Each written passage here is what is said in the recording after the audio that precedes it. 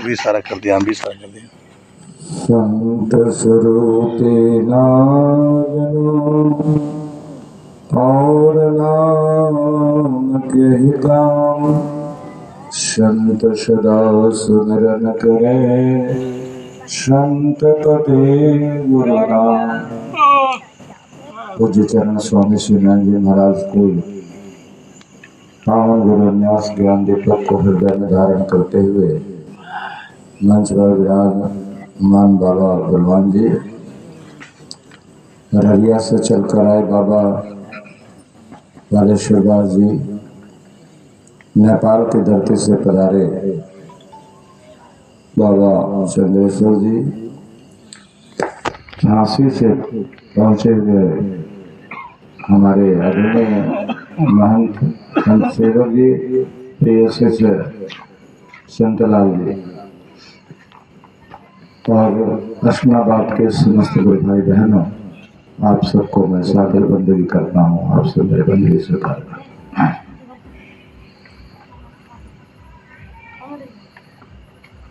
तो यह भाग्य होता है उस व्यक्ति का जिसके घर में, जिसके दरवाजे पर ये गाड़ी लगाई जाती है।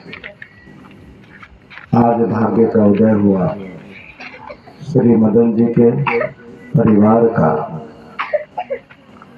कि विगत 5 दिनों से लगातार हो रहे सत्संग के पश्चात भी सदगुरु की पूजा करने का शुभ अवसर मिला। और ये गद्दी जहाँ भी लगती है, यह गद्दी एक चलता फिरता गुरुद्वारा है, मंदिर है। इसे जहाँ चाहें वहीं पर स्थापित कर सकते हैं। दुनिया के सारे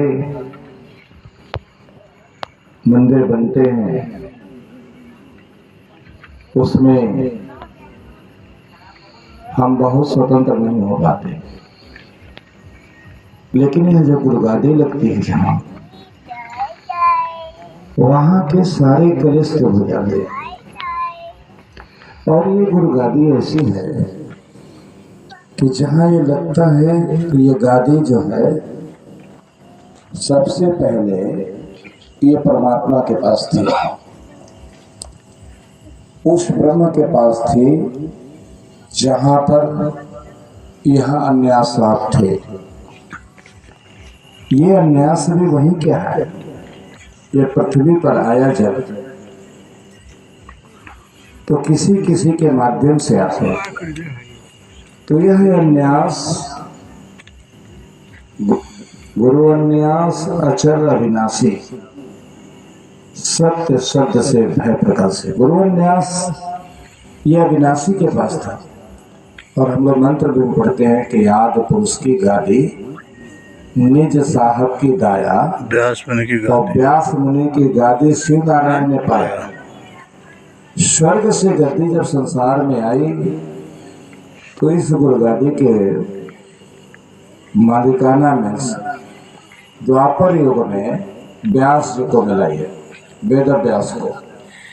और वेद व्यास के दुनिया से विसर्जन होने के बाद यह गुरुगादी 1803 में बनारस की धरती पर पूरे विश्व का सम्मेलन हुआ था, जहाँ पर सभी धर्म के लोग, ईसाई, मुसलमान, हिंदू, जैन, सिख, सभी पंथ के लोग, कबीर घराने के लोग, नानक घराने के लोग, दलिया घराने के लोग।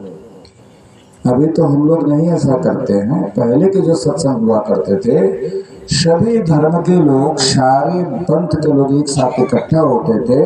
और इकट्ठा होने के बाद उसमें एक शास्त्रार्थ होता था, एक विचार होता था कि इसमें सबसे बड़ा तपस्वी कौन है। तो उसमें से छन करके जो तपस्वी आता था उसे ही संसार का धर्म उपदेश करने का अधिकार दिया जाता था। तो स्वामी श्रीनाथ जी महाराज 1803 में काशी जी के तीर जो वहाँ पे जो धर्म संसद हुआ था, तो उसमें स्वामी श्रीनाथ जी महाराज ने अपना ज्ञान एक ही वस्तु से दिखाया कि सभी संत, कोई हाथ उठाए बैठा है, तो कोई रुद्राक्ष लिए बैठा है, तो कोई जो है त्रिशूल पर खड़ा है, तो कोई एक पैर पर ही खड़ा है। विभिन्न तरह की तपस्या कर रहे थे।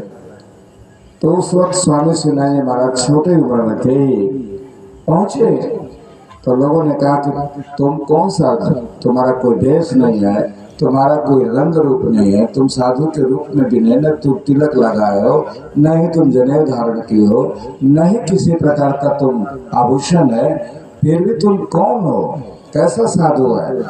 तो स्वामी शिवानंद ने कहा कि मैं आधा साधु हूँ। कितना साधु हूँ? आधा साधु। आधा आधा साधु क्या होता है? कहा कि अभी तो मेरा जन्म हुआ है और मैं सीख रहा हूँ। क्या कर रहा हूँ? सीख रहा हूँ। तो फिर उन्होंने कहा कि पूरा साधु हो जाओगे तो फिर सत्संग करना। तो कहा कोई बात नहीं, आप लोग पूरे हो गए हैं ना?